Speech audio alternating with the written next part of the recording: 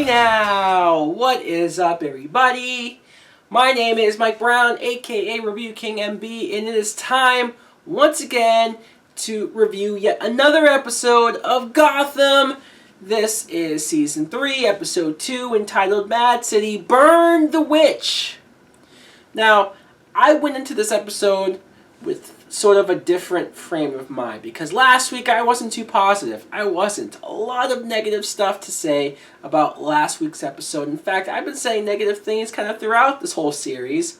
Some good episodes, but overall I've just been meh about this whole series. But I saw some people comment on my last video and they basically said that they understood my complaints. In fact, they agree with a lot of my complaints, but they said that they're not looking at the show like that, looking for it to be as comic book accurate as probably it should be, or just everything else going on. They're watching it just as its own thing. And that might sound simple, but for me that's hard to do. It is, because I love Batman, I do. There's a certain, at least, way that I think the Batman story should be told, or has been told, and it just, seeing them use villains in the way that they are sometimes bugs me. But I did watch this episode with a different mind. And I will say that I enjoyed it more. Definitely more than last week. I did. Let's go through this. At the very, very beginning, we see Bruce Wayne because he was kidnapped at the end of last episode. And thankfully, it wasn't a whole thing where it's like, oh, he's kidnapped, and we're going to threaten to kill him, and yada yada, we've been there, done that. This time, no, it was just Bruce Wayne got to meet Catherine, who is at the head of what I assume is the Court of Owls. I could be wrong, but that pretty damn sure looks like what they're doing.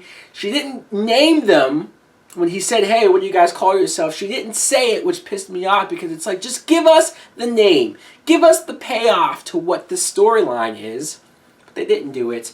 I did like that Bruce Wayne was almost ready for this, and he was quick to negotiate, and how he sort of finagled a percentage of ownership to his company to spare his life, his butler's life, pretty much everybody that he cares about's life. And it worked. So I like that. I like that Bruce was a little smarter. Also, we see Valerie Vale.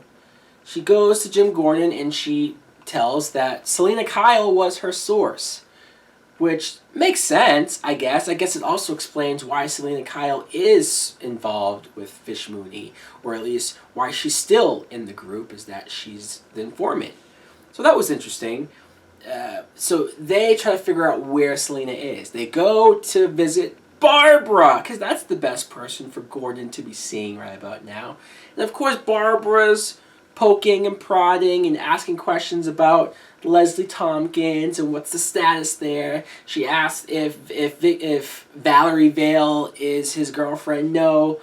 And then she goes off about this dream that she had about him getting hurt and like being in a baby carriage and her taking care of him. And I'm like, what the blue hell is this crazy woman talking about?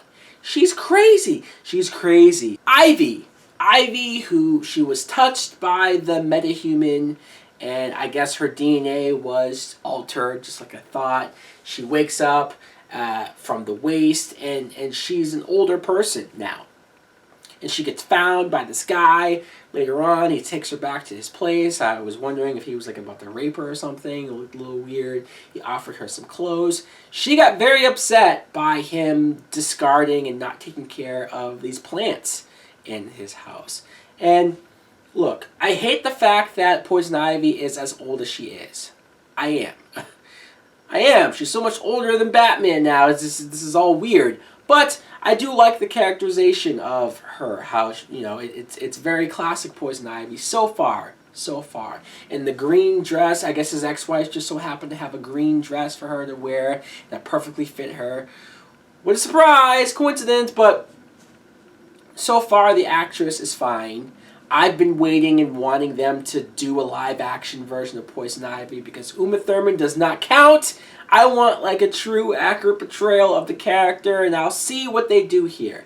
Should it be in a Batman story? Yes, but I'm gonna let this play out and see what happens. Now, Bullock sends this task force team to go after Fish Mooney and her metahuman gang, but it doesn't really go well. Fish escapes, and they have this fight with a couple of the metahumans. The cops actually prevail and beat them. There were some casualties, but they still got the upper hand on the metahumans, so that was interesting to see. It's all weird that all these metahumans are running amok and causing chaos without a Batman being around, but let's not get hung up on that. Eventually, Fish finds Bullock and her group, and because of Fish's new powers, she gets Bullock under control to get him to show her where Hugo Strange is, because she's desperate. She wants to find a cure to her condition. She's dying, and they find Strange's whereabouts. I actually really like this part. Penguin, earlier in the episode, was holding like a press conference, and he was trying to create rioters. He was trying to get a gang of people who was willing to help him fight these monsters and kill them. And I liked it because it was him gaining a certain number of the public's trust. And I was waiting for him to say, let's make a mayor. Why not? Let's have him run for mayor. I would totally be in for it. Eventually, he sees what's going on with this whole situation. Fish having a hostage with Bullock. So he goes down there with his protesters, and they're going crazy, and Michael Chiklis is trying to calm them down. It's like, yeah, okay, good luck with that, dude. Gordon goes in there, and Gordon is smart as hell. He's able to trick Fish into thinking that he's going to help her get out to spare his life. But then he also calls Penguin and says, hey, I can get you Fish one-on-one, and you can do whatever the hell you want with her. And this works. And so Fish and Strange are trying to go through the woods. Penguin cuts them off. And this is a really nice moment, actually. I really like the dynamic between these two characters, because season 1, yes, Oswald Cobblepot was Fish Mooney's umbrella person, assistant of sorts, right-hand man. He did everything for her, rubbed her feet. Like, it was a weird relationship, but he was there for her. And the fact that he asked her, why didn't you kill me? And she said basically that she molded him. She turned him to be this capable, getting shit done type of guy in Gotham, and he's a big, almost crime boss. And she is proud of not only him, but what she was able to create in him. And that was almost a really nice, touching moment, especially to see Oswald's Penguin's reaction to it. He was really touched by it as well. And when he said, goodbye, Fish, I thought he was just going to put the gun up and shoot her in the fucking face, but he didn't do that. That meant that he was letting her go. And again, I like the moment. I like that they have some type of weird relationship or weird understanding. But then he had to fake that she died, fake her death. And I guess most people bought it. But Valerie Vale did not buy it. No, she's a really smart reporter, I guess. She's the aunt of Vicky Vale, I guess. And she goes to Gordon and she basically says, I figured this all out. I know what's going on here. And then he just basically says, shut up and kiss me. And they make out. And I assume they're going to have sex. Now, this is where I tried not to really rant or complain about anything else too overtly obvious. But Gordon is so Batman on this show. Not just from all the fighting and all the vigilante stuff that he does.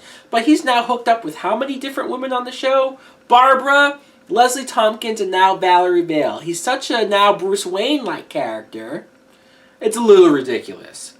Chill out on making Gordon Batman. He can be his own character. He can be a different type of hero. Just don't make him so much like Batman. I don't like that. But then, who do we see return to Gotham? Leslie Tompkins. I like this actress. And I like her relationship with Gordon. I think they're the best fit. Like, forget about Barbara. Like, this is the best fit. I want to see them get back together. I hope this doesn't become this unnecessary triangle drama. I have no interest in seeing any of that at all. But then, last but not least, clone Bruce Wayne. The dumbest storyline. You can't get me to say good things about this. This is the stupidest thing ever. Clone Bruce Wayne breaks into Wayne Manor. How easy is Wayne Manor able to break it? Like, this is every week somebody breaks into the fucking place. Selena Kyle breaks in whenever she wants, climbs through the window. The guy last week who kidnapped Bruce Wayne broke in. Last season, whoever was with Theo Gallivant to kidnap Bruce Wayne. They broke into Wayne Manor, and now evil clone Bruce Wayne broke in. This is ridiculous. Have better security. They should have a security system or something in place to prevent this from happening. You can just easily climb up that thing and go into the window? Really? Not only that, I just don't like the storyline of a clone Bruce Wayne. It's stupid. It's stupid. It's stupid! I don't like it because in the commercial, you see him, the preview, he's cutting his hair. He's going to take Bruce's identity, like I said, and it's just going to be so uninteresting, so dumb. I'm not looking forward to any of that. But next week, it does seem like the Mad Hatter's finally showing up. And I'm interested. I'm curious to see how they play this up. Again, I'm trying to have an open mind. I'm trying to be more optimistic. I'm trying to get more into the show. And I think I somewhat succeeded with this.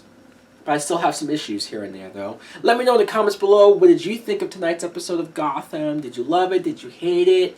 Do you appreciate what I'm doing here? I'm giving it a chance. Thanks for watching. Like, comment, subscribe. Later!